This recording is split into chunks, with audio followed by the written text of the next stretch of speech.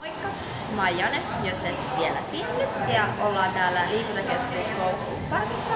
Ja tänään olisi vuorossa selkätreeni. Ensimmäisenä liikkeenä vuorossa on yhden käden kulmasoutu, ja siinä on tärkeää pitää selkä suorassa, hyvä ryhtikoko ja hallinta siinä liikkeessä.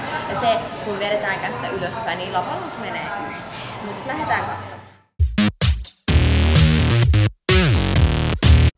Liikkeenä on vuorossa ylätaljaveto eteen. Ja tässä on erityisen tärkeää pitää ne lavat yhteen ja pitää selkä koko ajan suorassa. Ei lähdetä notkistaa selkää, vaikka haet tästä voimaa siihen liikkeeseen. Mutta lähdetään katsoa kuinka liike menee, niin pääsette vähän mukaan.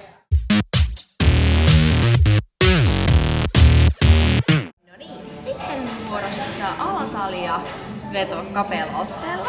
Ja tässä taas tärkeintä vetää ne lavat yhteen, eli kaikki selkäliikkeet on tärkeintä vetää ne lavat yhteen, koska kaikki selkäliikkeet on vetoja, ihan sama mistä suunnasta se tulee. Ja tässä on myös tärkeintä se, että eteenpäin voi taipua yli, mutta taaksepäin ei, eli jättää se selkä suoraksi.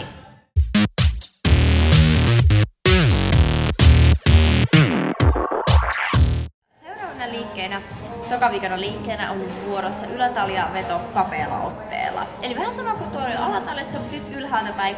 Ja muistetaan taas hyvä ryhti, ei tarvitse ylinotkistaa selkää ja vedetään ne lavat yhteen.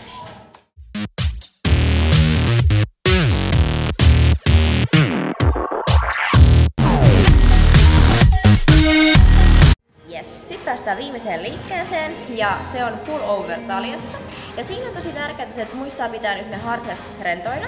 Ja kädet voi pitää vähän koukussa, niin ojentajat ei lähde auttaa tässä liikkeessä. Se on meillä tosi monella tosi yleinen niin sanottu vaiva, että ne ojentajat lähtee mukaan. Mutta kohta näette mitä tässä liikkeessä tapahtuu, niin ehkä ymmärrätte paremmin mitä mä äsken selitin.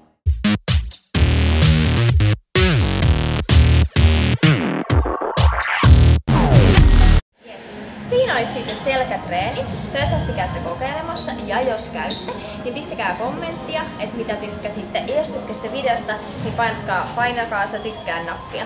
Ja jos olette tykännyt kaikista videoista ja tykkäätte seurailla, niin painakaa sitä tilaa nappia, niin pääsette aina sitten katselemaan videot heti kun ne tulee ulos. Kiitos tosi paljon, että katsoitte tämän videon.